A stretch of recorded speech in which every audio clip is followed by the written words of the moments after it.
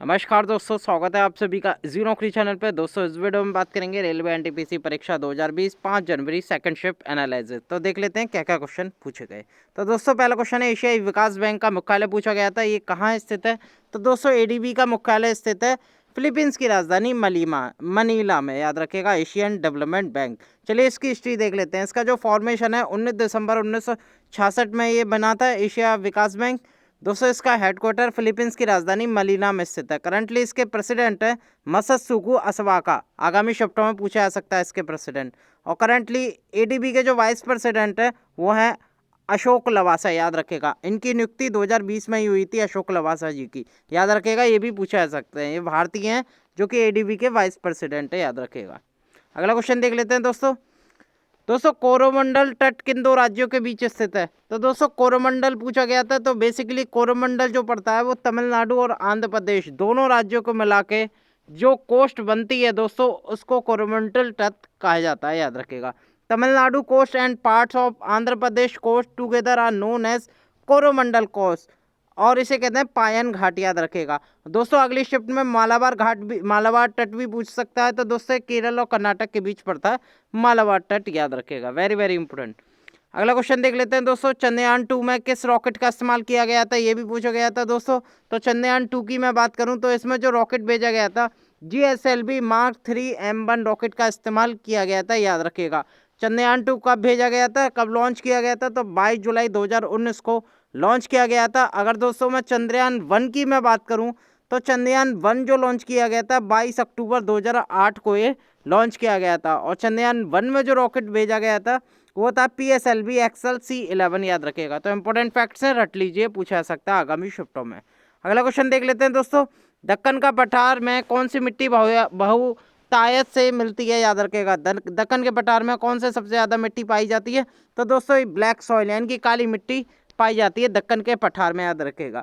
दक्कन का पठार सबसे ज़्यादा किस राज्य में पड़ता है, ये भी पूछा जा सकता है। तो दोस्तों महाराष्ट्र राज्य में दक्कन का पठार ज़्यादातर पड़ता है, और दोस्तों कर्नाटक, मध्य प्रदेश, इनमें भी दक्कन का पठार पड़ता है, लेकिन सर्वाधिक जो जगह आती है दक्कन के पठार की वो महाराष्ट्र राज्य में आती है, याद रखेगा। और ब्लैक सॉइल इसमें मिलती है। अगला क्वेश्चन देख लेते हैं, रेलवे हड़ताल का पूछा गया था दोस्तों। सन 1974 में जो रेलवे हड़ताल हुई थी, सबसे बड़ी अब तक की रेलवे की सबसे बड़ी हड़ताल है 1974 की। इसमें किसने नेतृत्व हुआ था, यानी कि किसके नेतृत्व में ये रेलवे हड़ताल हुई थी 1974 की। तो दोस्तों ये हुई थी जॉर्ज फर्नांडिस के नेतृत्व में हुई थी, याद रखेगा। ये भारत की सबसे बड़ी रेलवे हड़ताल थी 1974 की। और जब जो जॉर्ज फर्नांडिस थे वो रेलवे मैन फेडरेशन के चेयरमैन भी थे, और इनकी अगुवाई में रेलवे हड़ताल 1974 संपन्न हुई थी। ये जो स्ट्राइक थी ये दोस्तों 20 दिन की रही थी, याद रखेगा। अगला क्वेश्चन देख लेते हैं दोस्तों, ब्रिक्स सम्मेलन 2019 पूछ लिया गया था, ये कहाँ संपन्न हुआ ब्रिक्स सम्मेलन 2019। तो ब्रिक्स से होता है ब्राज़ील। तो आप देख सकते हैं दोस्तों ब्रिक्स BRICS होती है, ब्राज़ील ने आयोजित करी थी 2019 की बैठक ब्रिक्स सम्मेलन, याद रखेगा। Very very important. अगर मैं 2020 की बात करूं तो दोस्तों ये रशिया सेंट पीटर्सबर्ग सिटी में हुई थी 2020 की बैठक, याद रखेगा।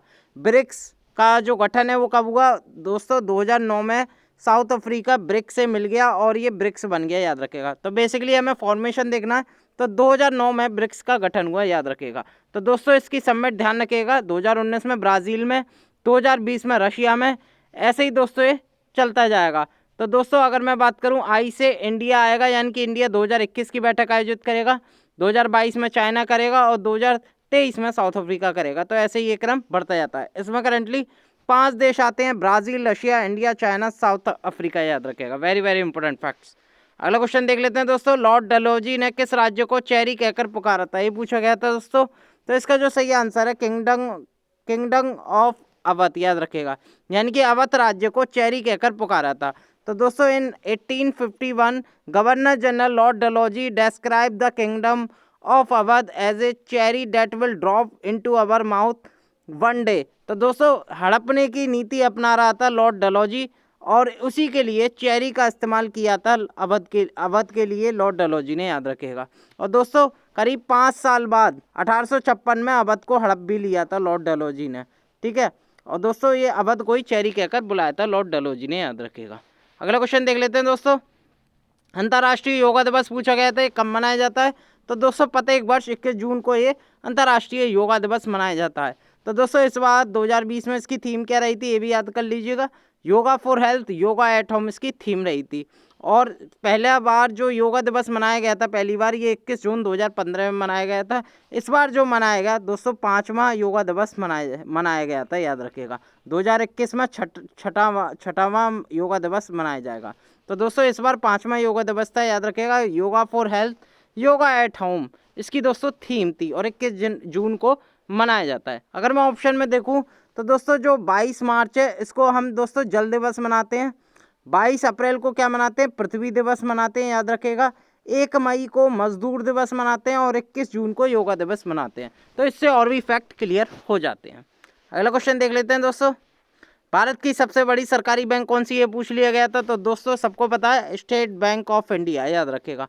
और इसका जो स्टेटस है यानी कि थीम है, यानी कि बैंक जो बैंक लोगो है, the banker to every Indian, ठीक है, ये स्टेटस है, याद रखिएगा। अगर मैं एसबीआई की बात करूं तो इसकी पूरी फुल फॉर्म होती है स्टेट बैंक ऑफ इंडिया। इसका जो स्थापना है 1 जुलाई 1955 को हुई थी, याद रखिएगा। करंटली इसका जो हेडक्वार्टर स्थित है मुंबई में स्थित है। करंटली इसके चेयरमैन है एसबीआई के दिनेश कुमार खारा। ये इसलिए इंपॉर्टेंट है क्योंकि अभी ये 2020 में इनकी नियुक्ति हुई थी दिनेश कुमार खारा जी की एसबीआई चेयरमैन के रूप में। तो याद रखिएगा, पूछा जा सकता है।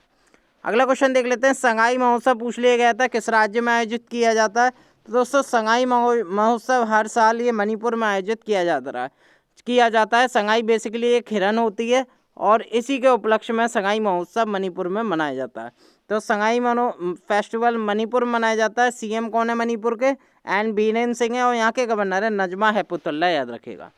अगला क्वेश्चन देख लेते हैं दोस्तों, भारत में सर्वप्रथम ट्रेन बम्बई से थाने के बीच कब चली, यानी कि ईयर पूछी गई थी। तो दोस्तों ये जो चली थी 1853 में चली थी। अगर मैं डेट की बात करूं तो उस दिन डेट थी 16 अप्रैल 1853 में बम्बई के बोरी बंदर से चलकर ये थाने गई थी, याद रखेगा। और कुल कितनी डिस्टेंस कवर करी थी, 34 किलोमीटर कवर करी थी, याद रखेगा। और इसमें 3 लोकोमोटिव इंजन काम कर रहे थे, साहेब, सिंध और सुल्तान।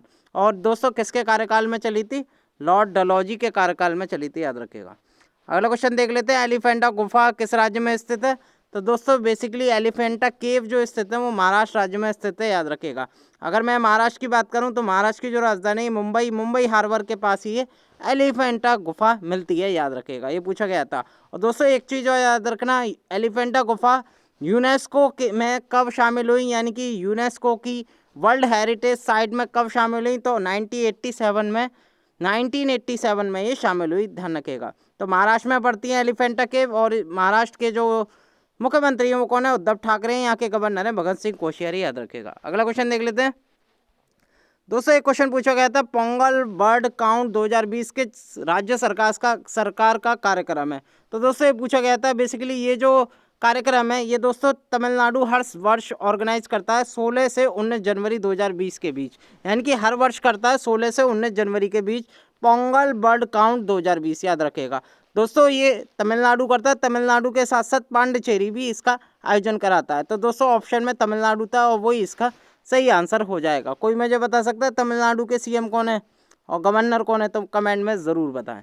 अगला क्वेश्चन देख लेते हैं दोस्तों, भारत सरकार अधिनियम पूछा गया था 1935 का। तो दोस्तों दौश शासन के बारे में पूछा गया था, जिसे इंग्लिश में कहते हैं डायर की।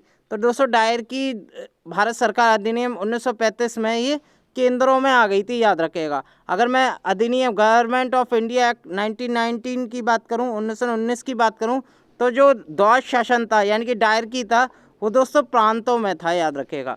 अगर 1935 में जाऊं तो दोस्तों ये केंद्र में आ गया था, ये पूछा गया था एनटीपीसी परीक्षा में, याद रखेगा, 5 जनवरी की सेकंड शिफ्ट में। तो दोस्तों अगला क्वेश्चन पूछा गया था, जीएसटी भारत में कब लॉन्च हुआ, ईयर भी पूछी गई थी। तो दोस्तों ये जो लॉन्च हुआ था 2017 में लॉन्च हुआ था। अगर तारीख की मैं बात करूं तो दोस्तों 1 जुलाई 2017 में ये जीएसटी भारत में लॉन्च हो गया। जीएसटी की जो पूरी फुल फॉर्म होती है गुड्स एंड सर्विस टैक्स होती है। और ये भी पूछा गया था दोस्तों एक ऐसा टैक्स है, ये अप्रत्यक्ष कर है यानी कि इनडायरेक्ट टैक्स है, याद रखेगा। करंटली इसमें स्लैब कितनी है, तो दोस्तों 4 स्लैब हैं, 5, 12, 18, 28, ये भी आपको ध्यान में रखना है। पहली कंट्री कौन सी बनी थी जीएसटी लॉन्च करने की, तो दोस्तों ये बनी थी फ्रांस, याद रखेगा। अगला क्वेश्चन देख लेते हैं दोस्तों इस वीडियो में इतना ही। अगर आपको हमारी वीडियो पसंद आ रही है तो हमारे चैनल को ज़रूर सब्सक्राइब करें, साथ के साथ बेल आइकॉन ज़रूर क्लिक करके हमारी रेगुलर नोटिफिकेशन वीडियोस की पा सकते हैं। अगर इस वीडियो की PDF फाइल चाहिए तो इस वीडियो के नीचे डिस्क्रिप्शन में टेलीग्राम का लिंक दे रखा है, क्लिक करके ज्वाइन करके PDF डाउनलोड कर सकते हैं। बहुत बहुत धन्यवाद।